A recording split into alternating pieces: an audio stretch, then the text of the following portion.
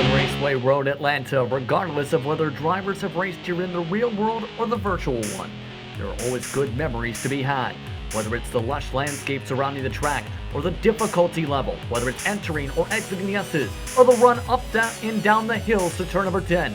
Many drivers call this facility one of their favorites. This afternoon, this 12-turn road course will be the backdrop for what should be a thrilling round of the Big C's MX-5 Challenge. And we'll see today's action from green flag to checker flag on the Global SimRacing Channel. Welcome everyone to today's edition of the GTR Countdown to Green, live from the virtual Michelin Raceway Road Atlanta in Brazelton, Georgia for round number 7 of Season 4 of the Big C's MX-5 Challenge.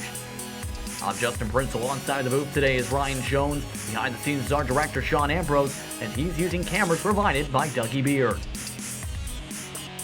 Today's coverage is presented by GTR Simulator. GTR's racing simulators are currently used as training aids for professional race car drivers. You too can learn to ace that braking, sharpen those corners, and shave off those vital seconds. Whether you're a professional driver or a gamer looking for a more immersive way to play, GTR Simulator has your back. Get started today at gtrsimulator.com. Now, what's the best way to get around this road course? Let's take a look at your GSRC lap guide to find out.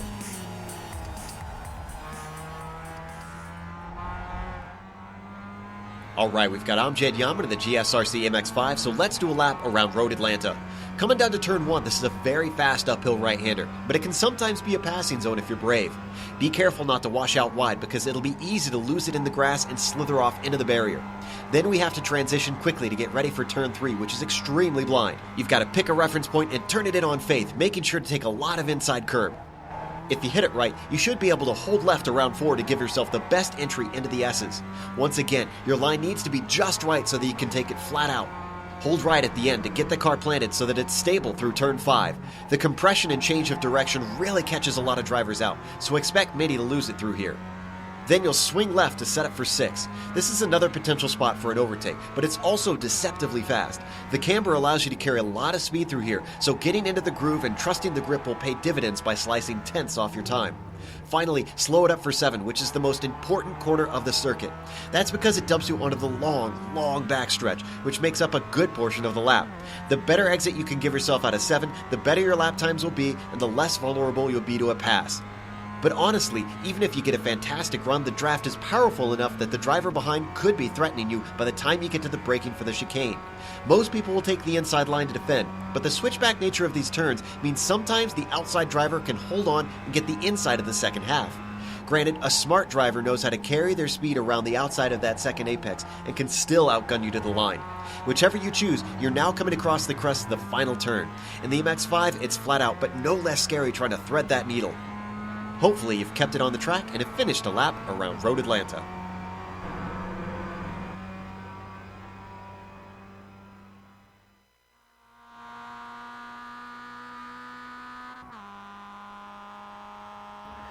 That's a look at your GSRC lap guide to see the best way around Michelin Raceway Road Atlanta.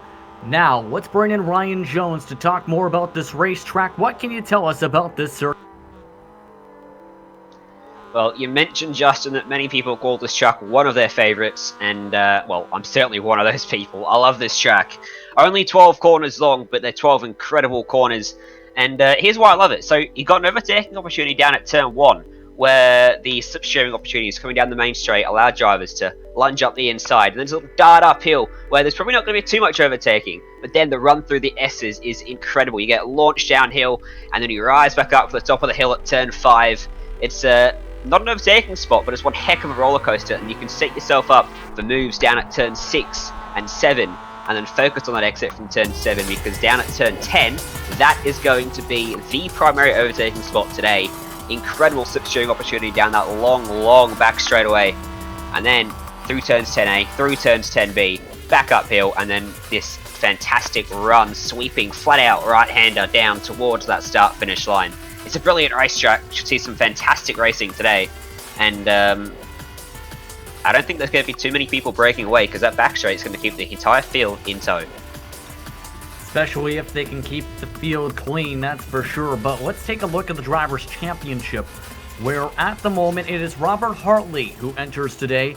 on top of the standings by 19 points over Clifford Evan as well as Torres. You also have Christian Lindroff in the top 4 along with Ari Harlow. It is separated by 74 points. Remember, Jairo finished 4th at Monza and Torres won the last race at Monza. Now for those tuning in for the first time, Ryan, let's take a look at those race details for today. Well, it is round 7 of 9, of course. The season cut one short due to technical issues earlier on. So 9 rounds of season, fixed setup all season long. Fuel limited to just 3.3 gallons or 12.5 litres. That can go around 25 minutes in this 40-minute race. So we expect pit stops around that point. Top 15 score points, which is not many when you think about the size of these fields. So get 2 fast repairs or spare cars for the race if they run into trouble, and they only get limited to 20 incidents, and we have seen some high-profile drivers cop that 20 incident limit and get disqualified in previous rounds, so that's definitely one you've got to watch out for. Yeah, especially with this type of racetrack because, well, there's a lot of grass, and 2, there's a lot of places to have danger, such as the run out of turn 5 and the dive into turn 10. Yeah, certainly. It's easy to make a mistake here, and you don't get any runoff when you do make those mistakes. You're going to get it 1 times every time you go wide. For those of you that maybe don't do racing and iRacing as such, you get a 1 times. That adds 1 to your incident limit. And then if you make contact with another car, that's 4. So over the course of 40 minutes, you can't afford many mistakes. And this track, the elevation change it has, it's incredibly difficult to stay within those boundaries lap after lap. Yeah, it's going to be tricky today, especially. Probably one of the hardest tracks all season in terms of incident limits, but the quality of this field, I don't think we're going to see too many people run into too many issues, though. Before we walk through the field and see how qualifying is going, let's talk about the track conditions for today's event. The purple times are flying. It's 82 degrees Fahrenheit, the track temp today, 78 the air temp, party quality skies, and it is a late evening start time in the local sim. It is just before 8 o'clock in the sim, so it's a late start for the Big C's MX-5 Challenge today, and a very grippy racetrack, to say the very least. Yeah, it is. Very grippy indeed, actually, and it's only going to get colder as the race goes on, too, as the sun continues to set. So, a lot of grip out there that'll aid not only the lap times, but also the ability of these drivers to stay on the track. So definitely something to keep an eye out on. As currently in qualifying, looking at Andres Prieto, he's down in 24th at the moment. He's just beginning what will be his final lap. He's only registered 1 lap time that's counted so far. He's made a mistake on lap 1 and 3, and as a result, they haven't registered. Yeah, and that's the limitations with the track when it comes to incidents. Let's take a look quickly at the SHH shifter qualifying details for those tuning into the session.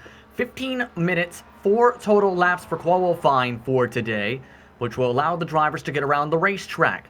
It is all single qualifying, and all of this to set the best place on the track. That is not the best place to get a qualifying run, as Fernandez hits the wall. And on Manuel Fernandez is a driver we've seen at the front as well, so that definitely shows us that this track does bite, and it does bite hard. Not much runoff either once you get into that grass, and he got the fence as well, so definitely ruins his final qualifying lap, and he's only down in 15th place as well, so he's going to be buried on this pack.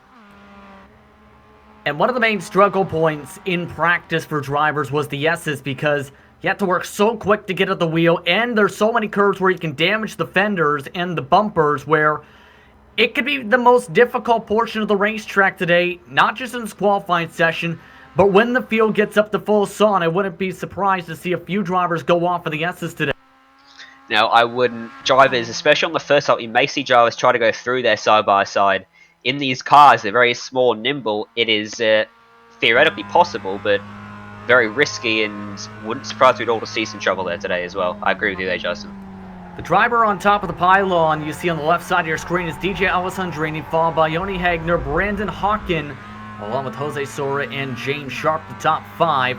With the note with Hawken, had a rough Club Sports Series race at Mosport just yesterday, where his team was one of the contenders until him and his fellow Movado car both had incidents in that race. They finished down in the running order as DNFs, looking to have a good run today. Right now, Marcello Pagenaud is in 8th position in the notables. We also have Rafał Zochci and Joshi, I should rather say, in 7th, right behind Robert Hartley, who is in 6th. The majority of those drivers have already completed their qualifying laps. Certainly, there's 5 minutes still to come, so we could still see some movers and shakers, but certainly most of the top half of the field, at least, or top few, have set those times, which is different to what we've seen in a number of races so far. And you're looking along as some of the drivers, such as Maxim Bunovic, trying to work his way down the straightaway, trying to get as good of a run. He's in 19th at the moment. Torres is down in 13th. And now that qualifying run is officially done for him. He had just one official time up on the board. Many of these drivers taking the opportunity here to get themselves prepared for this race. It's a little concerning for some of those drivers as well that they are having so many issues in qualifying. Of course, you are pushing maximum attack 100%, leaving nothing on the cards in qualifying, but you need to make sure you set a good time. You can't afford to be starting, mid-pack, 13th in the case of Torres, when you're trying to think about a championship, because the amount of risk factor down there is just astronomical. You need to be at the front, and Torres is probably going to be sweating just a little bit right now ahead of the start of this race. On board with Bunovic, he's on his last flying lap, and this is going to be important for track position. His qualifying time of 1:38.4. That is about 9/10 off the pole time set by Alessandrini today. So can he get himself up the pylon? We'll have to see as he charges his way into 10A and 10B, swings it along the curbing as he just avoids clipping the grass in that portion of the track, rumbles along the strips. We'll see what the time is at the line as they pass by the Michelin Tower here at Road Atlanta, drifting his way to the final corner. 1:37.947. That gives him a top 10. Great final improvement there from Bunovic. That car looked like it was on the edge to returns 10A and 10B. He was absolutely committed there, and it's paid off as a result. Top 10 start isn't bad. He can certainly get it done from there. He's only 1/10 off being second as well. That's how close this field is, and that's a spin that we're seeing on track. Fabian Ponce, Liam Sheen in the 00 hasn't set a time yet. Let's see what he can do. And we'll stay with him because he's one of the drivers in the field today who just competed in the Majors European split, in fact, just about a little bit ago, picking up a potential X rank there. So he might be feeling a bit of fatigue. They just finished the Daytona 2.4 earlier today. Yes, so 2.4 hours around Daytona. It's a bit of a taxing track. That's definitely a 1 times and lap ruined there for Liam Sheen. He hasn't got enough time either to do a second lap, so he will be starting from the back with no time set. Yeah, 2.4 hours is an incredibly long distance, and Liam Sheen will definitely be feeling the fatigue of that. Not sure which other drivers in this field have competed in that event, but if there are some, they're certainly going to be feeling the end of today's race. And this one is for time before they finish off the battle for the pole time. This is Graham Sanders, 27th at the moment. A 1:38.774 is his official time. That was set on lap 3. Fighting hard in the Big Bone racing car to keep it off the grass. Had a bit of trouble getting up into the gears, and now he's parking the car. He will not finish his qualifying laps. So that just about finishes up the session for today's event. And what should be a thrower today, once again, this is all to set up the Sim Racing Studio starting grid. Want to enhance your sim racing experience but don't feel like spending hours doing it? Sim Racing Studio creates plug-and race sim racing accessories and software to enhance your experience without any DIY effort. Go to simracingstudio.com for more information. So the driver's just about set to go to take the green flag for today's race. Your quick thoughts, Ryan, before we take to the grid. Should be a good race. There's a lot of guys that would only be at the front of the field starting a little bit further down. Going to be exciting to see them come through the field. And a lot of people looking to prove a point 2 in the late stage of the championship. It's going to be a cracker. Let's look at the grid. Absolutely. Let's take a look at how they will start today's race with that Sim Racing Studio starting grid. DJ Alessandrini starts on the front row alongside Joni Hegner. Row number 2, Brandon Hawk and Jose Sora. Row 3, James Sharp, Robert Hartley, with Rafael Josh in the 7th position. 8th position, Maxim Bunovich, with Marcel Pagnon in 9th, and Paolo Semanek rounding out your top 10. Ari Harrow begins from 11th ahead of Peter Mikus in 12th. Clifford Even starts 13th, with Ramdamas Torres starting outside RO7. See what he does in this race. Juan Frances Pino starts with 15th ahead of Fernandez in 16th. Opstal and Lindros 17th and 18th. And the top 20 rounded out by Nicholas O'Shaw and Nico Avila. Some of these cars starting up on the hillside. Ivan Garcia in 21st, Jeff Lovo in 22nd, Anthony Burrows 23rd with Austin J. Smith 24th. Following Rossi's Andreas Prieto and Shane Sullivan, Graham D. Sanders 27th position, and Rico Columbra in the Red Bull Machine 28. Justin D. Taylor and Takura Kaneko rounding out the top 30. Nicholas Berger from 31st, Jackson Robillard in 32nd, Atushi Maeda in 33rd, Dylan Alt 34th, Jonas Seeger and Kip Stevens 35th and 36th, George Fike and Adam Muriak 37th and 38th, Corey Hartz and Thomas Geisler start inside of the top 40.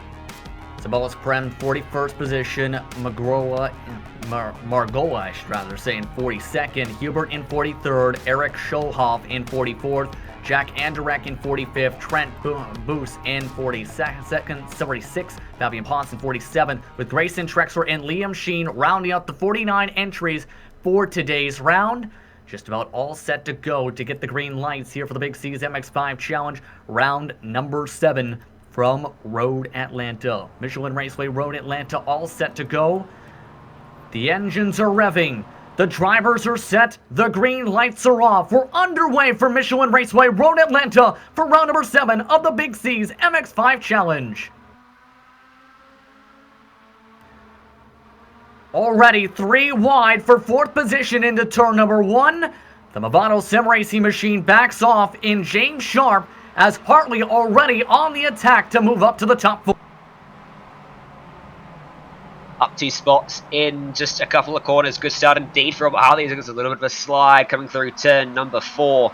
And the field now trying to sort themselves out and go single file into the roller coaster. That is the S's as they snake their way downhill and then back up towards turn 5. And then we're going to see some more overtaking down here at turn 6 as the slipstream comes into play. Turn 5 is incredibly tricky, Justin, because the track dips away from you as you crest it and the car really gets unsettled through there. We had a massive pileup at the back of the field, by the way, in the 30s and 40s. Nicholas Berger amongst some of the drivers, but the front of the field has kept it nice and clean for the time being. They stay single file, and now it's going to be you're going to see how the draft effect comes into play, especially in the downhill portion of turn number 10 up to that run. Hagner electing to stay behind for now. Will he go for a dive? No, he elects to save for the next little bit. They have an estimated 25 laps for today's race, Ryan. 25 opportunities to make it happen down here into turn 10A and 10B. Setting yourself up to be there at the right moment's definitely going to be important. DJ Alessandrini is going to need to stop doing that, though. He had a big slide coming out of turn 10B. That'll eat up his tyres much quicker than he would want, because you need to be looking after those tyres in a 40-minute race. It might not seem long, but it can be all the difference when you get down to those final couple of laps. More trouble for Prem in the back of the field. He kept it back on the racetrack, losing a few positions, but the leaders are looking fairly certain in terms of a rhythm so far. Right now, the breakaway train features 7 drivers, all the way back to James Sharp. Hal Semanek leads the second group for the time being here at Michelin Raceway Road Atlanta. As they move their way down the hillside, this is where it can get dicey, this run right here, because of where they run across the curbs. There's a chance, A, of getting an incident point at the sand trap, but B, potentially shooting to the left and hitting the concrete barrier that's along the outside here. Yeah, and there's no room for mistake there either. The concrete comes up very quickly on the right-hand side, and impossible to say if you spin to the left, you hit that concrete there too. So Simonek, as you mentioned, leading that second pack, although they've just caught... I'm sorry, they haven't. But he's leading that second pack, and he had just got by Rafael Zoch at the first corner. It looked like Zoch was struggling, but he's coming back now at Zemanek down this back straightaway. He's pushing him down through what is turn 8 and turn 9, little kinks in the road in between turn 7 and turn 10. And it looks like Zoch might not be looking for an overtake here, but Marcello Pagman's getting pretty close behind them, but not close enough, and they'll close up into turns 10A and 10B. For the most part, everybody seems nice and patient. No one's taken any significant dives quite yet here, Ryan. And it seems like everyone's just trying to think big picture here for this event. No one's taken a major risk so far. It's actually been, barring that massive crash at the back, one of the cleanest starts we've seen this season, and certainly in terms of patience, one of the most patient starts we've seen in the front of the field too. As a mistake, a few cars back, Ari Hara running wide, and through will go Peter Mikis, following Torres through as well. Torres trying to make up for that poor start, and he might lose out another spot here as well to Clifford Eben, going around the outside at turn 4 into the S's. He'll make that spot second. Ari Hara, a costly mistake there. Cars continuing to scrap now. This is again for 13th on back. And Clifford has been having a pretty good season. He's amongst the drivers towards the top half of the field in the point standings. And right now looking to get as high as he can. He was one of the main people to watch at tracks such as Circuit de Spa-Francorchamps this season here, Ron. Yeah, Eben's been having a pretty good season. Just saw Nicholas Short go for a dive, and Harrow's lost another spot. Or Lindros, sorry, has lost another spot. Someone's off the track. Who's that? Peter Mikis. And we just saw him make an overtake. He's off the track down this back straightaway and was off in the grass. Not quite sure what happened to him.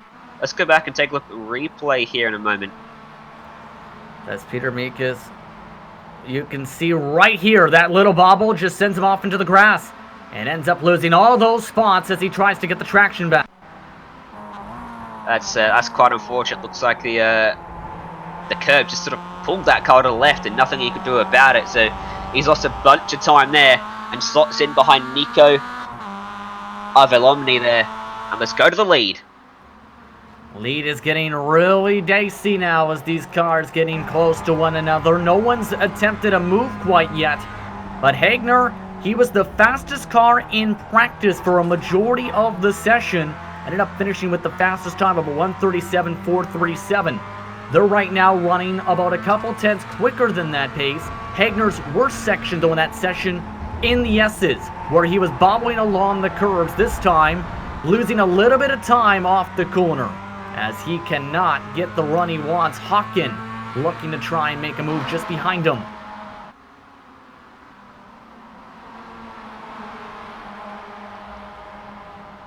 There's been no real big changes at the front because of this patient start we've seen. One of the championship contenders, Torres, we said he was starting a bit further back than he would have been hoping. Started 14th, he's now up into 11th place, so he's only gained 3 spots, but it's steady progress in what's been a steady start.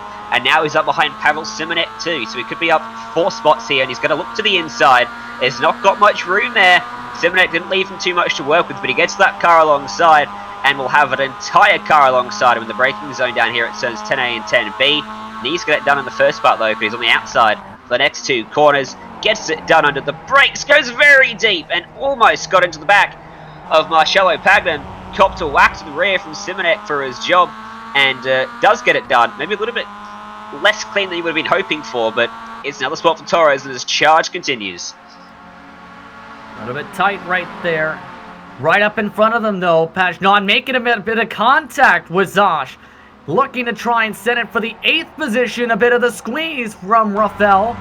Rafael looking to still hold on to this as Pagnon will back off into the start of the S's to reset. Labunovic, Mike Torres rather, continues to try and close up the gap here. So it's getting dicey for 8th on back. But the more they fight, the more time they'll lose. They're 5 seconds behind the race leader.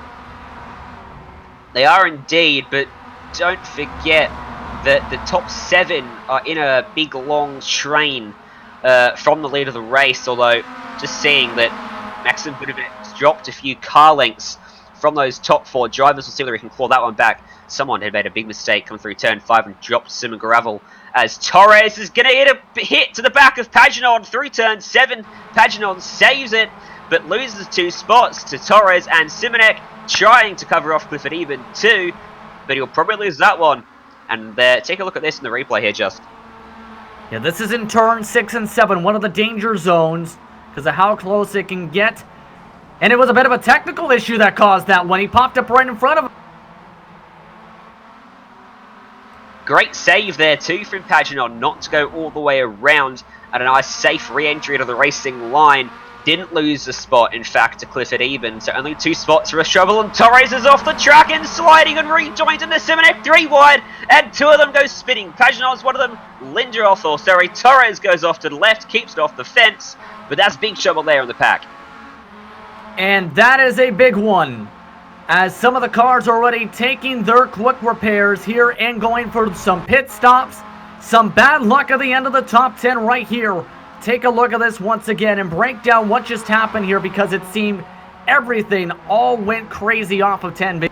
Torres made a mistake coming out of turn 10B, and when he made that mistake, he went off the track to the left-hand side, ran wide, and when he rejoined, that's when the calamity started. He was out of control, did his best, but just clipped to the left front of Simonek, and Paginon was trying to get his car up there too. They all made contact. The left car, the right car, Torres and Paginon both got deposited off to their respective sides of the track.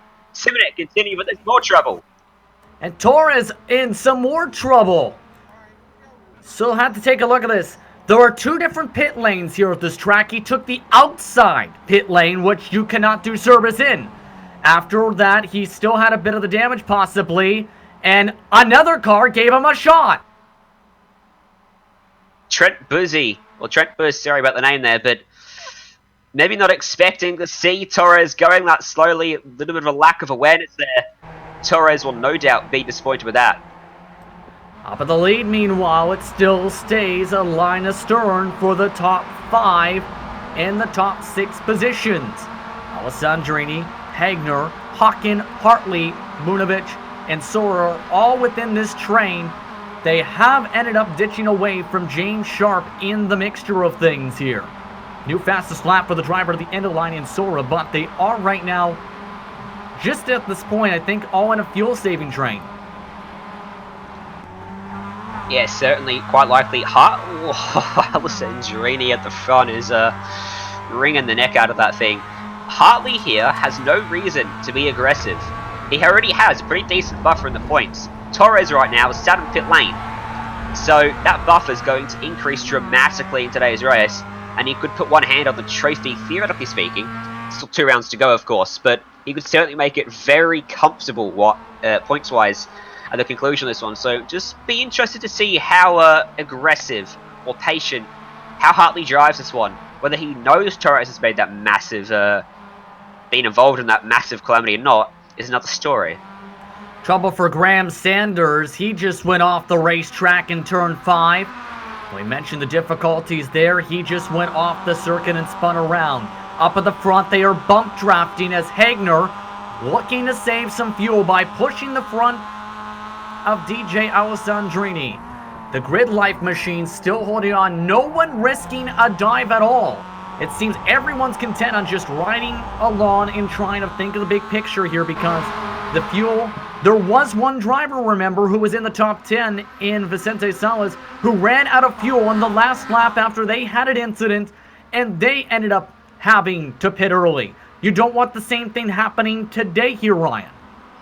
Well, yeah, I was going to mention that. Maybe they're a bit gun-shy, because last time out at Monza, there was a ridiculous amount of crashes at the front of the field from people being very aggressive with the slipstream closing them up, as we're seeing down this back straight here at Road Atlanta. And maybe some of these drivers, after seeing that, just want to get to the end of the race, and then they can start being aggressive.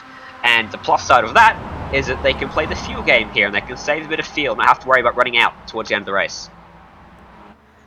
Yeah, Alessandrini actually just clipped the apron a little bit. They're starting to fight behind them, because Bunovic, Sharp, and Sora are now dealing with the loss of the draft a little bit. Sharp taking the pass on Sora. That moves them up to P number 6 in the Movado Sim Racing machine. So James Sharp wanting to start to move again. Yeah, what happened there was Bunovic made a mistake coming out of turn 5 and got slowed up. Soria saw that and was very cautious and lifted off the throttle himself. Behind them, James Sharp didn't feel the need to, and rightly so, claimed a position of Jose Soria as a result, capitalizing on his misfortunes behind Bunovic, and Bunovic looking in his mirrors and being quietly apologetic for that one. Lead right now continues to stay single file. Again, Hagner gave a bit of a bump draft down the long straightaway. Now Sandrini's led every single lap so far. Estimated 17 laps to go. 26 minutes and 48 seconds to go up on the clock. Hagner having again the run, again electing to save. And again, that could come down to how some drivers win the race, because if you can get just enough fuel to make it to the finish, as well as conserve enough in this portion, you're able to potentially come away with the W. Remember, the fuel window for this series, up to about 25 minutes, or 3.3 gallons and 10.5 total liters.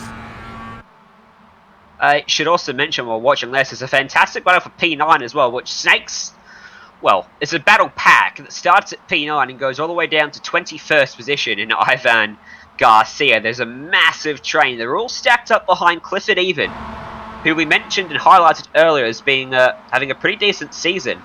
But it does appear he might not have quite the pace he's hoping for today, because he's got Nicholas O'Short, Juan Manuel Fernandez, and Stephen Van Opstel, the first three cars that are tucked up behind him. And I dare say this pack could ignite at any second here, because there's a lot of people involved, and some of the guys at the back of this may be seeing how large this train is and thinking there's a great opportunity here to move yourself quite a way up the order. Yeah, this train is ginormous. How ginormous? We're talking all the way back to the 20s. That's how many drivers are in this line. All the way back to 25th. Take a look at this on board from Taylor, for example. This is a choo-choo train of race cars. He is the 25th place car at the end of all this, and is trying to hold on. He's looking to make a pass on Dylan Alt in his second race, and the Proximity Racing driver falls behind now of Justin Taylor. Yeah, Taylor's just a little way off the back there, but you could see as he crested there on the run to turn 10, you could see that massive train of cars making their way through turns 10A and 10B. And there was some movement down the back straight in that massive train as well, as Pino made his way past, and we've got our first pitter, Justin. This is going to be interesting. I think it's because that car has a lot of front end damage. The 23 machine was scored 23rd, was scored 19th last time by, but they are electing to take the fast repair now at the very, very edge of the fuel window. It's going to be the question of, will they be able to make it to the... It's close indeed. I said at the start of the broadcast, we talked about the fuel is around 25 minutes. Theoretically, yeah, he should be fine, but fuel numbers vary by track, so it's going to be close. We'll see whether he's done his research as to how early he can pit. I think the response to the leaders, not the response to the leaders, but when the leaders start to pit is when we'll get a gauge for how early you can sort of be safe, so to speak. As what about Hagner? Oh, I thought Hagner was going to go for a dive there, but he's continuing to save that fuel. The second half of this race is gonna go off, Justin. I think so too right now. Everybody's lined up here in the second pack. He's into the pits. There we go. Oh. So we have our first pitter, and it's from the lead of the race. DJ Alessandrini goes in. Hartley follows him too, as does James Sharp. So 3 cars in the front pack dive into pit lane. And this is an interesting call. This is the second round in a row we've seen this. The last one from attrition. They elected to go in on their own here. So what do you think of this call here? Because Alessandrini, Hartley, and Sharp are all on this cycle now. Well, I've switched to the battle for P17, and I'll just look at this quickly because it's an absolute mess. They're all trying to sort themselves up through turn 4, and they're in fact making contact, and Pino's gone for a slide, but he saves it. Heading up towards the S's, a great save there from an unfortunate touch, courtesy of Nico Avalomi in the number 85. And coming out of turn 1, when I first looked at them, there were 2x2 heading up towards a single file section of the track, and inevitably someone came off second best. Let's take a quick look at this one, as this was very tight contact here in the S's. Bit of that bobble sends him off to the grass in the runoff area, takes the slowdown and gets himself going. But in live action, he's having to dodge cars. Keep an eye on this, because you seen that highlighter yellow car? That highlighter yellow car just about lost it off of turn number 7. Along with Sullivan, he gained 2 of his positions back from it. And Hagner and Bunovich now fighting. This is up towards the front of the lead pack. Bunovich watching as Hawkin comes into pit. To finally respond to your question, Justin, what do I think about the strategy? I think seeing 3 of those front runners come in on the same lap indicates that that is the lap you can pit. And I'm not really concerned that any of those guys are going to run out, because if it was just one person, I'd be concerned. But Hartley himself, he's very experienced. I would trust that he's done the math on that one. Indeed. Surprised not to see more people respond to it, though. Yeah, this is a strategy we haven't really seen in a majority of the rounds in the history of the Big C's MX-5 Challenge. Fernandez is among some of the pitters right now, and he's electing to take left side tires. So some of the drivers are taking them. Remember, this is with the newer tire model, the V7, that took debut a few months ago, where tire warming is so crucial, and tire wear and management is so crucial as well to help in terms of the long run pace. The fall off already about 2 seconds nearly. And Hawkin in all of this too came out in front of Hartley. So he's up in front of him for the time being. But look at Bunovich in back at the front. He's slingshotting his way past Jose Soria, and he might well pick up 2 for the prize of 1 here. Down into turn 10A to the inside of Johnny Hagner for the race lead. He goes. New race leader here. Bunovich, a bit of a slide to get it done. It was a slide job there. But he moves into the lead. Does he now decide to pit? He does not. Hagner does, and so does Soria. So that leaves just one person out of the leading pack to stay out on track, and it is Maxim Bunovich. So the strategy game continues on here. Remember, the net leader is Brandon Hawkin. Hawkin is currently in front of Hartley for the net race lead. Behind them, Alessandrini. Then you have Hyro in terms of the net positions. This is going to be interesting. This could be for the race lead overall. And how much fuel is going to be put in by some of these cars. Some others are ducking down. But right now, O'Short, Hagner, and Soria are still in the pit boxes as they'll drive on by on the front straightaway. Just in time, they'll pull away by about a couple seconds. And Soria jumped Hagner as well, so that's an interesting one. Hagner may be overfueling that car, or Soria underfueling it. But both of them have lost a little bit of time there. Soria's come out right behind Alessandrini, but Hartley and Hawkin have both managed to jump. Alessandrini and all this, and Brendan Hawkin making a tight move on a slower car. Jonas Seeger there into the S's. And these guys are for position. Seeger's one of the drivers that hasn't yet pitted, so he's well on his right to race these guys. But, oh, I bet Hawkin was hoping that was a little bit cleaner than it was. Right now, Hawkin trying to pull away as Hartley now needs to get his way by if he can. Hartley still falling toe-to-toe inside this draft. Seeger with the bad run. Hartley with the decent run. But he's still within that slipstream of Brandon Hawkin. Going to take a couple laps, but it is very thick traffic of drivers trying to stretch it out until about the 15-minute or so mark. An estimated 12 laps to go. 18 minutes and 25 seconds are up on the clock. At this point, who do you think is the favorite to come away with this with the different strategies? Don't ask him that question, Justin. Okay. And whoever I say is going to be cursed. That's how the commentators curse works. I'm keeping my lips shut. Right now, Alessandrini is currently cycling through. As you look at the battle going on, this is for P3 at the moment. This is Eben working with his teammate Van Opstroh, as well as Powell Samanik in this train of drivers. Should note again that 71's been dealing with left front damage and right rear damage this entire stint, but has been doing a decent job to keep up with the AMS machines here. He has been, but he's running a very long stint here, and he's going to lose out overall to the other guys he was racing at the time. It's going to be interesting to see how it plays out for these drivers that are staying out compared to... Let's right go now, back to Brendan Hawkin, though. Yeah, I was about to mention, right now, the time difference between the cars we just seen and Hawkin and Hartley is about a second or so in terms of pace. And this is while they're still managing the traffic for position, mind you. Hawkin right now already up at the moment to P number 15. Hartley getting a little bit dicey. He's getting held up by Kaneko with his damage in the 81 machine. Hartley might try and have to send something here to get through because Alessandrini's now on his back bumper. This could be 3 wide here. How conservative is Alessandrini going to be? He's going to push Robert Hartley. And that's probably the wiser of the 2 options there. They both get the move done on Kaneko. And I think, ooh, that was someone arriving at incredible pace behind Kaneko. That was Justin Taylor, who made me hold my breath there. I think coming out of turn 7, Kaneko was trying to get out of the way. And that's what caused that awkward interaction with Robert Hartley. Bunovic is in the pit lane right now. Whoa, he's cycle out is going to be one of the main things. He's off on the gas, just in time to enter a position battle. He'll come out just behind Hawken, Hartley, and Alessandrini.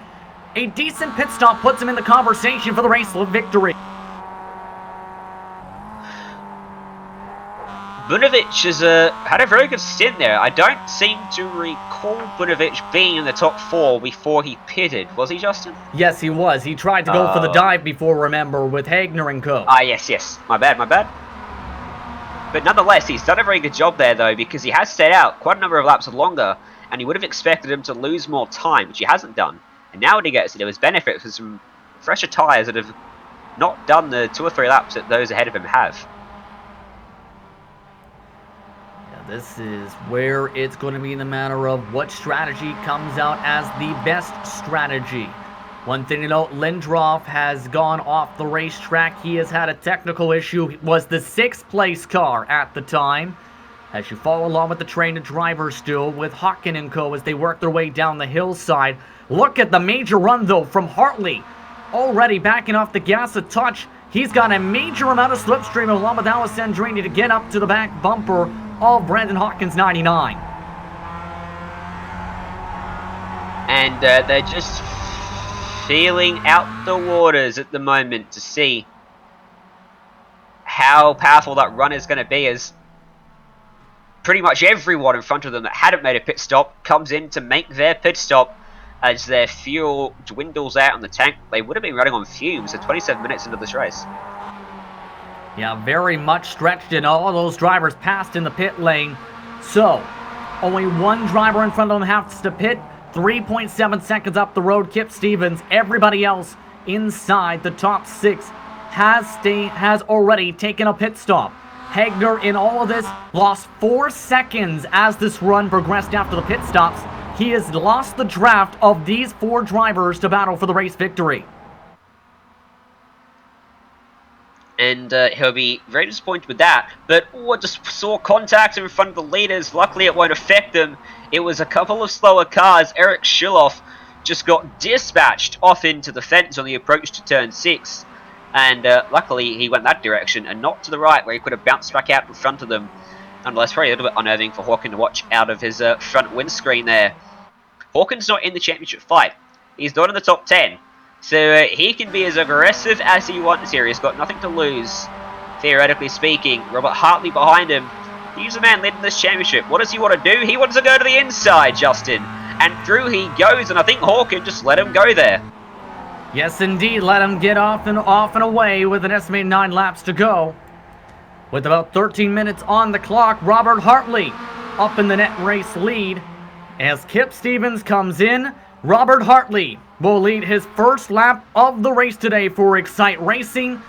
Now it's the matter of, can he play defense? Because Alessandrini, who led the entire time before the pit stops started at 25 minutes to go, is right behind them. And Bunovic, don't forget about him in the mix of this too, has been not afraid to send it for the dive bomb. So you got 4 competitive drivers all looking to come away with the W today.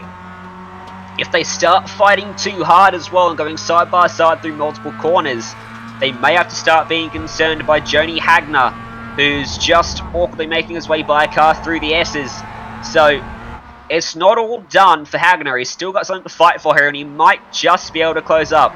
But if they continue to work together like they are, down these straights and slipstreaming together and bump drafting, he's going to find it incredibly difficult. And I think for now, it was still just over 10 minutes to go. They've got a couple more laps of this friendliness before they really start to go all out here on the attack. There's a saying when it comes to the Mazda MX-5s, You want to be second or third when it comes to the final lap. Right now, Robert Hartley is the leader. The men in second and third are Hawken and Alessandrini.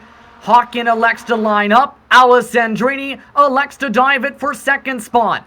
Can he get to the inside of Hartley to try and fight for the lead into turn number 10? Side by side, Hartley gives the space. Alessandrini drifts his way as Bunovic got the run to get up to third spot as well. Side by side for the race lead. Hartley's got the inside for this final corner, and he should just about hold him off, but look at Bunovic. He went about 3 wide for the race lead. He doesn't want to do it. He doesn't quite have the legs for it, but Alessandrini, a fantastic run down this front straight away, and they're still side by side, and they've got to sort themselves out before they get to the S's. Hartley's got the inside here, and Alessandrini is going to pull it off, and how hard did he work for that move? It looked like very hard, but Alessandrini had the preferred line for the start of the S's, and as we've seen, you don't want to go side by side in the S's. It is not a good thing. But Alessandrini having a major run heading off to turn 5. He's been drifting his way off of the S's and around those rumble strips all day long, and it's worked. It certainly has. It's also worked out for Joni Hagner, who closes up to now 4.5 seconds behind them. Do that again, and Joni Hagner could very well be in the talk for the top 5. You can just see them off in the distance. We're on board with Hagner, currently situated in that 5th position. He's not yet in slipstream range. Another couple of seconds or so, and he will start to get a distant effect. As back up for run, Alessandrini's got about 3 car lengths over Robert Hartley, but it's rapidly closing on the approach to turns 10A and 10B. How aggressive is Hartley? Don't think he's quite this aggressive. He's not close enough this time by. Brendan Hawken's gone from 1st to 4th in the last couple of laps. Is he just looking to consolidate a good finish here? I wonder. Whether Hawken's just setting himself up for a brilliant run in the final couple of laps. He's trying to put himself in the best spot possible. Because as you said, being first when you cross that start-finish line for the white flag isn't always the best thing. Indeed here, but with Hagner, by the way, he's the fastest of this grouping, a 1:38.311 last time by. At this point, if they continue to fight, he will definitely potentially get into slipstream range just in time to try and get towards the final laps of this race. He's still, however, about 3 seconds behind Brandon Hawken, about 2 seconds behind slipstream range. It all depends on what happens at with the front 3 drivers, as Brendan Hawken used up some of the gravel there through turn 5. And that's not what you want to be doing when you're trying to cling on to the top 3 here, because Hawken's struggling just a bit too. He's about 3 or 4 car lengths off the back of Maxim Bunovic, and the top 3 are incredibly tight heading through turn 7. Surely we're going to see some moves down here at turns 10. It was a poor run for Hartley though. Yeah, now he's got Bunovic up his tailpipe too. All of them taking the left side of the racetrack this time. Off to turn 10. Hartley cuts to the left side. Bunovic gives him the bump draft. He wants to go forward as they go back down the hillside to 10A they go. Hartley up to the lead for now. What does Bunovic elect to do? He elects to fight for second position as well. Alessandrini gives him the squeeze on back as Hartley tries to go for the dive. Can't get up there, stays in 4. Bunovic was sliding that car, trying to keep it off the left door of Alessandrini. Did a fantastic job to do so. Cost himself that spot at second in the process. We'll have to rethink his move into turns 10A next time by Alessandrini, the victim of a freight train there between Bunovic and Robert Hartley. 2 cars against 1, down the back straight. He always, though, he's going to come off best there. When we get to the final lap, though, in that scenario, I reckon 3 wide's going to be the go-to. I think potentially as well with the win on the line, but there's also the risk, remember, of what we've seen for the Circuit de Spa-Francorchamps, where we've seen a massive crash where Hartley came away with the W. 2 of the drivers run against the rumble strips, Alessandrini and Bunovic this time, trying to get the run again. And Hartley's been very content with being conservative when he's been the lead car, not being overly aggressive still. With the 5.5 laps estimated to go up on the board in 7 minutes to do so, as Alessandrini has a bit of a bobble. That time got a bit of contact from the 38. They close up so much through turn 7. It's such a tight, acute angled corner. And the consequences, something like this happens. You're on board with Alessandrini, and watch as he rips the wheel to the left in the middle of the corner right there. Because Bunovic just got a little too close to the back of Alessandrini's car, gave him a slight hit on the right rear, just enough to unsettle the machine. And Alessandrini now goes to the tail of this little group, and he sits 4th. And that could have been huge. You've seen him rubbing right up against that bumper. And Bunovic in turn moves up to 2nd position, and now they'll have to reset for another lap. Estimated time, 6:30 on the board, 5 laps to go. As the lights are now on here at Michelin Raceway Road, Atlanta. Now at this point, what is the move? Because the estimated laps could potentially fluctuate depending on where the checker flag and the white flag flies.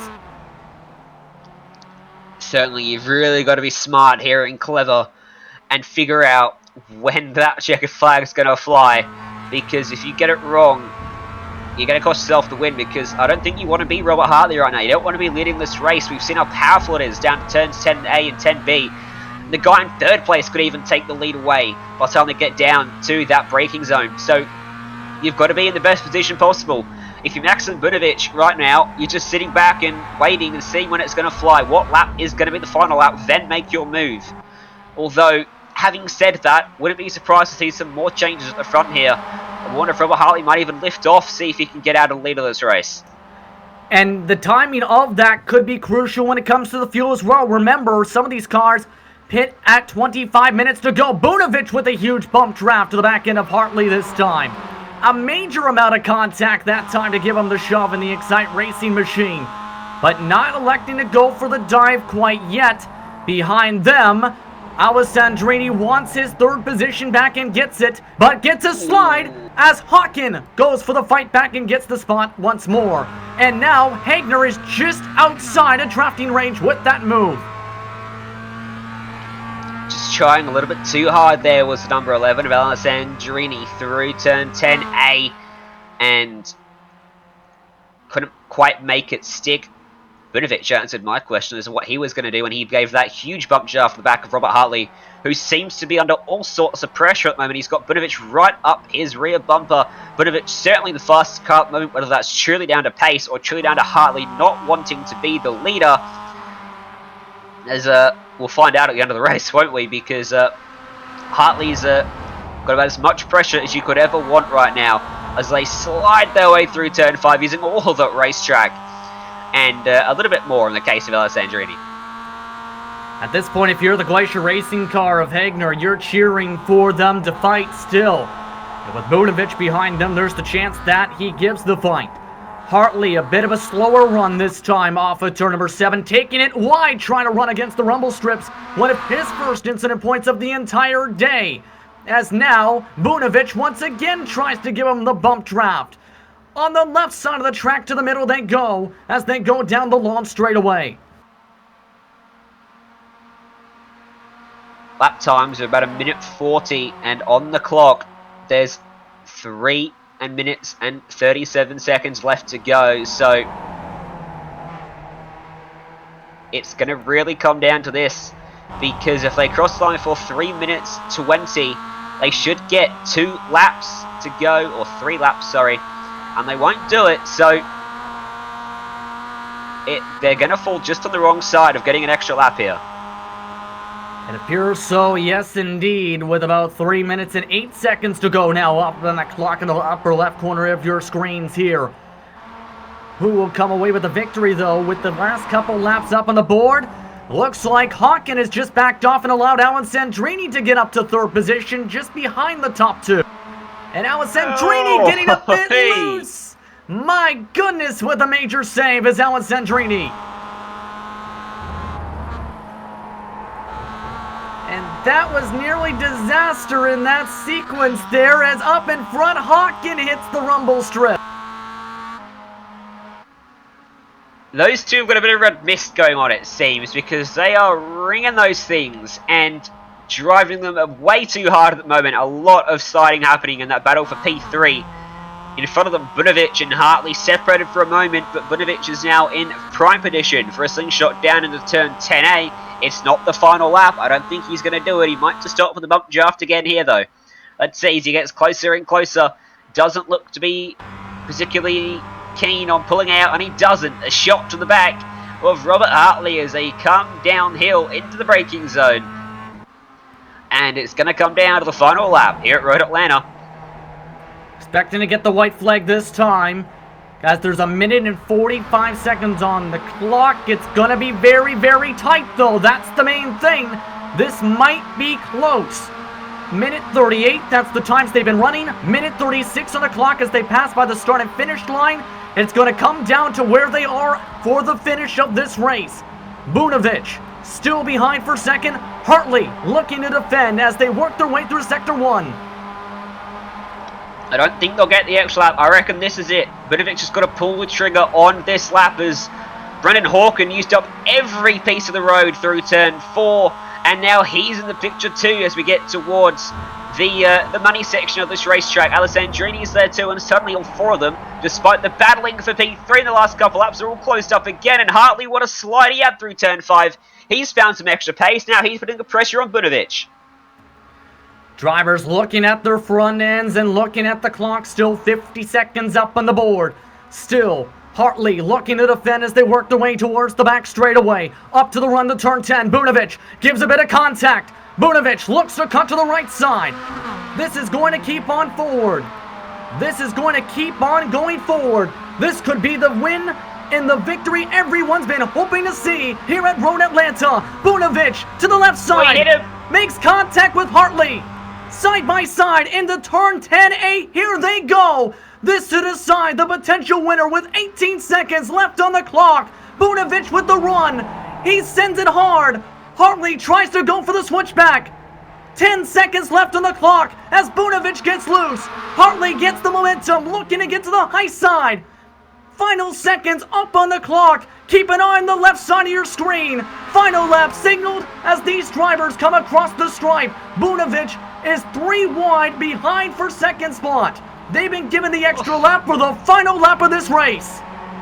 They just got it, and I can guarantee Bunovich is not going to be happy, but what a cutback from Hartley.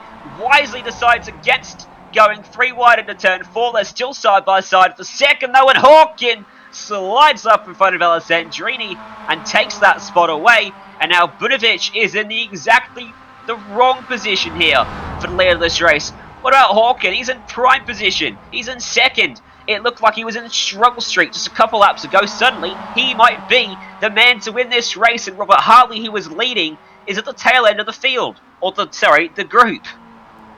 They were 3 wide for second position coming to the white flag. This final portion of the race could decide it. Bunovich was hoping they would get the checkered. Instead, he'll have to play defense. Brandon Hawken in second, Alessandrini in third. One last time down the long straightaway into the sunlight. Will they have enough gas? Will they be able to get the run done? Bunovich. Did Bunovich get the timing right? Hawken dealing with Alessandrini with the major run. Hawken tries to go for the squeeze. Bunovich tries to go for the block. This could get dicey as Alessandrini gets off the gas and Hawken makes contact. Bunovich gets turned. Hawken cuts the grass. Alessandrini goes to the left side. Hawken to the right side. Hartley gets around. Alessandrini will take the victory at Road Atlanta. My goodness, what a finish. That was wild. That is one of the best we've seen all season. And it almost seemed as if Hartley was going to come back too. But he will finish in second. Hawken gets third in the end.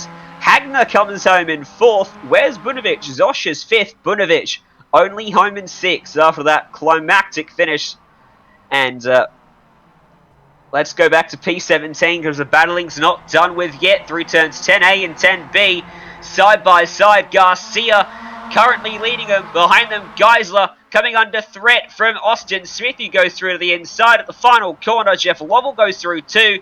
I think Geiser's out of fuel as Schuloff goes spinning across the start-finish line. Crazy finish as the rest of the groupings come across. 20 just crossed the stripe. Others are side by side coming to the finish line. Mika's side by side with lap traffic in front of Justin Taylor, for example. But my goodness, What a way to win a race today here on the Global SimRacing Channel if you're Alessandrini today. That was quite something. That's one way to get a win. You won't forget that one in a hurry. And he was started that for that final lap in third place. And by the way, George Fike is out of fuel. He's the last car running. Look who's trying to help him. It's Alessandrini thinking, you know what? I'm on my cool-down lap. May as well help out the Ashbury Motorsports machine of Fike. Try and get to the finish. This is the 30th place driver, plus 7 for him. And I don't know if he's going to be able to get him all the way to the stripe. In theory, he should, because he's got the fuel. It's downhill from here, and Fike should be able to just coast around that start-finish line. And then we can go to the results. Once he finally crosses the start-finish line. But yeah, Alessandrini, you wouldn't believe it, started third on the final lap, came across the line in first. Bunovic was just a little too deep into turns 10A. And Alessandrini is your race winner. With that sportsmanship, we'll take a break. We'll stick around. The Minus 273 post-race show is coming up right after these messages. You're watching the Global SimRacing Channel for the Big C's MX-5 channel.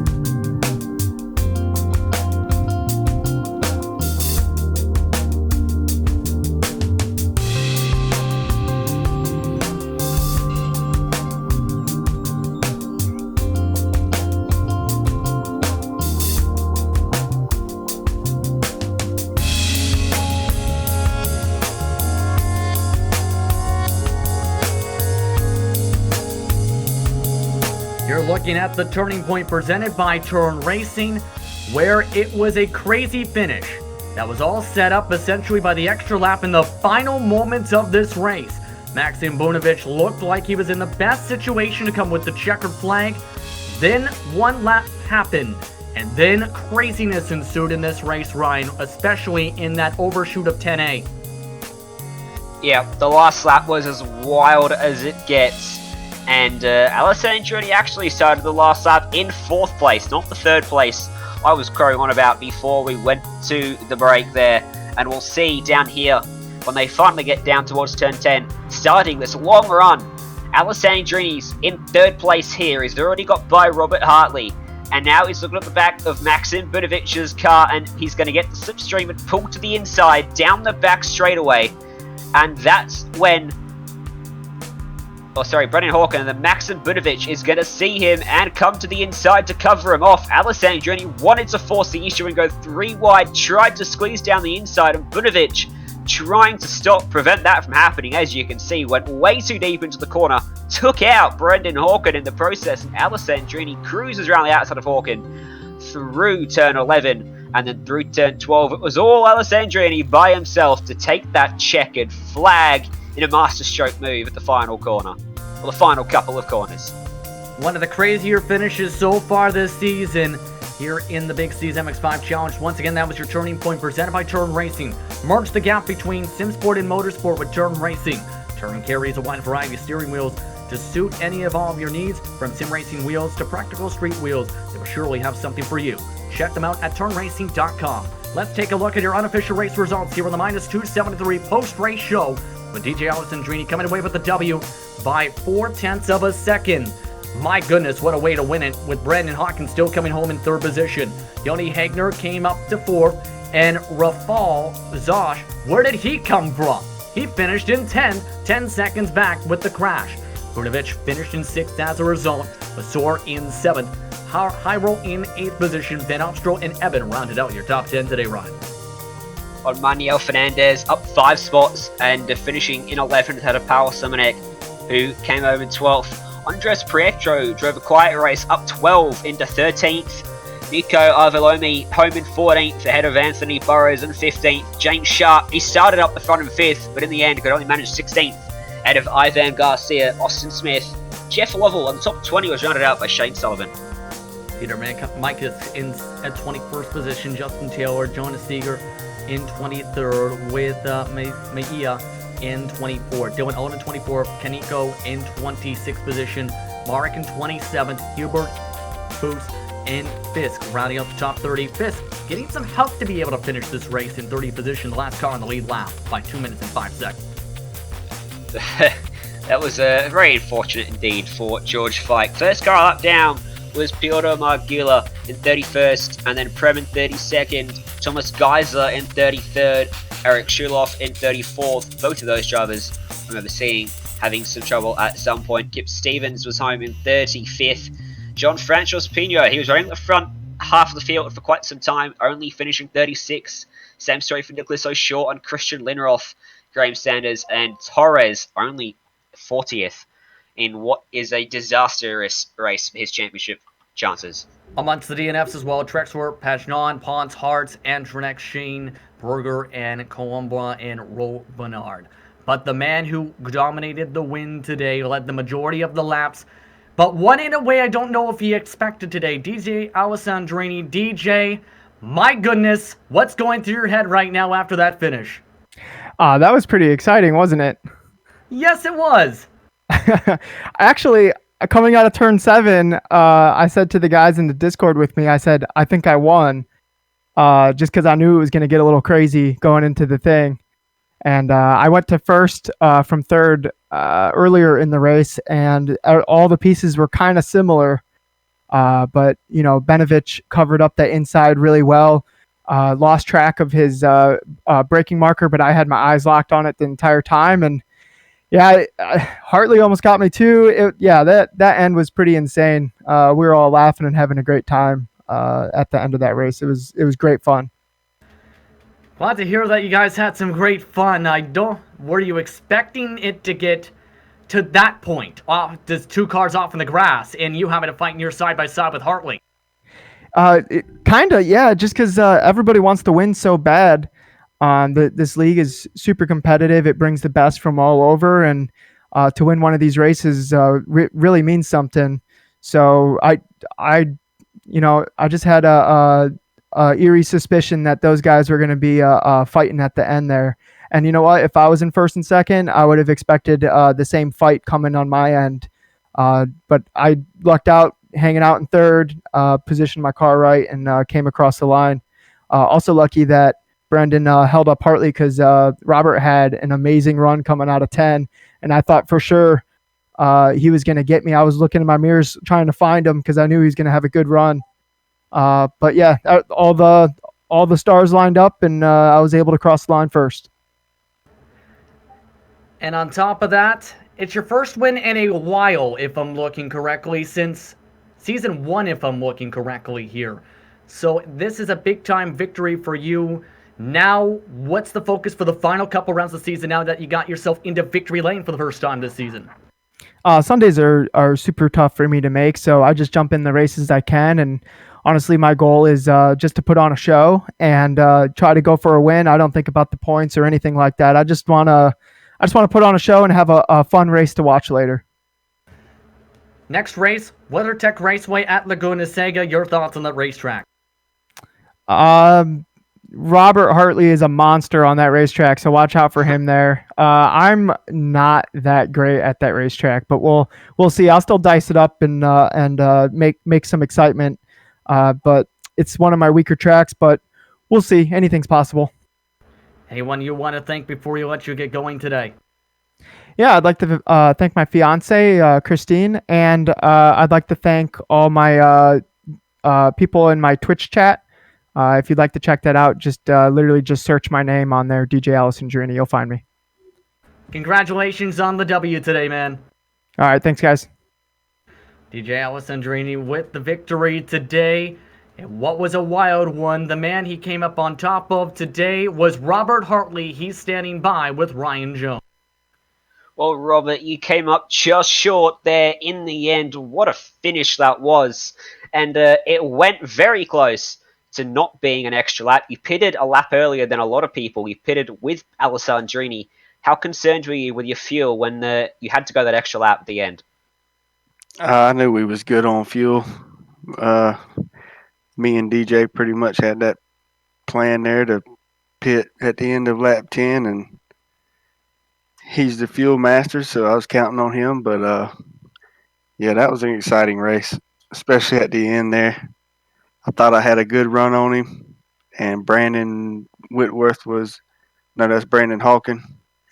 He was drifting back over in the racing line a little bit, so I went to go to the inside, and I had to get out of it because I was heading for the bridge wall. But congrats to DJ. It was an exciting race. Yeah, it certainly was. And just with that scrap into turns 10 that you saw in front of you, what are your thoughts on that? Did it just seem like good old hard racing gone wrong there for poor old running Hawk and you got the whack from Bunovic? Or you think you would have been in a similar situation there trying to go very deep into that corner? Yeah, that's super tough being the leader there because you want to hold the lead and break deep, and Max just kind of missed it, I think, and took Brandon with him and compromised DJ's line. So I had the best run, but couldn't capitalize. Yeah, you came so close, but so far. But in terms of the championship, not sure how away you are, but Torres, the man second in the championship, had an absolute shocker today. Registered down in, I think it's about 40th place. So one could argue that you've almost got one hand on the trophy today. Still a couple rounds to come. Does your mindset change at all in terms of thinking about that championship, or are you just going to go out there, race as hard as you can, and whatever happens, happens? Yeah, I could have made a bid for the lead here a little bit more, but I knew that the three guys that were racing with me were not really in the championship fight. So, I was happy with fourth there if I could just keep it there. And then it all kicked off at the end. But looking forward, I just got to keep doing what I've been doing, stay consistent, stay up front, and try to stay out of trouble. Well, certainly it's been working well for you so far. Just on the next track in the championship, Laguna Seca, we just heard from DJ that he said you're a monster at that track. So confident heading into that one? Yeah, I used to like a lot of tracks, but this new tire model has kind of threw me off a little bit, and I'm finally getting back in the groove. But hopefully I can find my old pace at Laguna Seca, and we can be up front with a chance to win. All right, well, thanks so much for joining us here. Before I let you go, you got anyone you'd like to give a shout out to and sponsors and the like? Yeah, I'd just like to say thanks to y'all for putting on a great broadcast, and definitely thanks to Clifford Evan for making all this happen for us, and all the league sponsors. He gets a good help from the sponsors he goes out and talks to. So thanks to Cliff for all that. All right, well, thank you very much, Robert. Go and celebrate with DJ, and good luck for the future. Thanks, guys. That was Robert Hartley coming home second today. The man who finished in third is standing by right now with us, Brandon Hawken. Brandon, let's first talk about the task at hand. The battle for the race win. What happened from your side? Man, that was just feel like that was just a bunch of us racing really hard for the end. Looked like maybe Max misjudged his braking just a little bit for the line he was taking. We both kind of came together, but yeah, feel bad for him though. At least he still finished sixth, so that's not too bad. But man, that was such an amazing battle between me, Max, Robert, and DJ. Man, that was so much fun. What was your strategy when it came to the fight for the race win? Because you tried it on the outside with that extra lap, and it led to that contact. What was your original strategy when it came to the fight for the I wanted to be at least second coming into the final straightaway just to get a run and hopefully do what I did at Mosport there a couple seasons ago. But it I didn't quite get the run off the corner I wanted. So yeah, I just kind of did what I could. I got a little bit of a run, but DJ got a huge run, and so I just went to the outside trying to get the good line going into the chicane, and yeah, we came together unfortunately. But congrats to DJ, and it was an amazing race by everybody. next race? We go off to Laguna Seca. Your thoughts on going to that racetrack? It should be a fun one. It's definitely a more technical track. I mean, Road Atlanta is pretty technical too, at least in the first section of it. But yeah, Laguna Seca is a little bit slower, so we might see packs of cars kind of like drop off and then others pull away. So it'll be really interesting to see who can keep it up there, and qualifying position is going to be super important there. So yeah, I'm looking forward to it. Should be a really good race, and hopefully we have another one kind of like this one. Anyone you want to thank before we let you go here today? Well, I'd like to thank all of my competitors, Clifford for hosting this, you guys for the broadcast, all my teammates at Thrustmaster Auto Racing, and yeah, that's pretty much it. I had a ton of fun today, and see you guys in the next. Thank you very much for the time, Brandon. Congratulations to Brandon Hawken on a top 3 finish today. That was DJ Alessandrini, Robert Hartley, Brandon Hawken. Thank you very much for their time today. Before we say goodbye, Ryan, your final thought. That was absolutely incredible. I thought we were going to get a great race today. Wasn't expecting quite what we got there in the end. It's a great testament to the skill and the quality of this series. So I'm looking forward to the next one, Justin, as always, and can't wait for the rest of the season. That has been the Minus 273 post race show. Whether it's on the real track or virtual track, Minus 273 has one goal in mind: to produce the best racing gloves to get the job done. With unmatched comfort, durability, and style, their gloves will leave your old ones in the dust. Find out how they can help you by visiting minus273.biz. We'd like to thank them, GTR Simulator, Sim Racing Studio, SHH Shifter, Turn Racing as well, for sponsoring today's racing action, as well as the series title sponsor, Big C. We'd also like to thank series organizer Clifford Evan for this, what has been an eventful series all season long, as well as thank the company's provider, software and hardware for broadcast listed up on your screen. Additional thanks go to Judah Long, who provides her wonderful music. See the screen for how to get a hold of her great work. Thanks to the team today, I'm Ryan and Sean. If you'd like to find out more about GSRC, including the upcoming races, you can find it at globalsimracingchannel.com. Or you can check out our social media on Twitter at GSR Channel, Facebook at Global SimRacing Channel, one word, or Instagram at GSRC_Graham. Don't forget to head over to our YouTube page and hit that big red subscribe button, as well as the notification bell, so you don't miss a moment here on the Global SimRacing Channel. Next race on the calendar goes to WeatherTech Raceway at Laguna Seca. The next time you can see that action will be at 4:30 p.m. Eastern Time. The date on January the 19th. Be sure to tune in, as well as to the Major Series for the American split. That's going to be taking place tonight. Broadcast starts at about 7 p.m. onward Eastern on the iRacing Esports Network and GSRC. But until next time, race clean, race hard, and we'll see you on the track.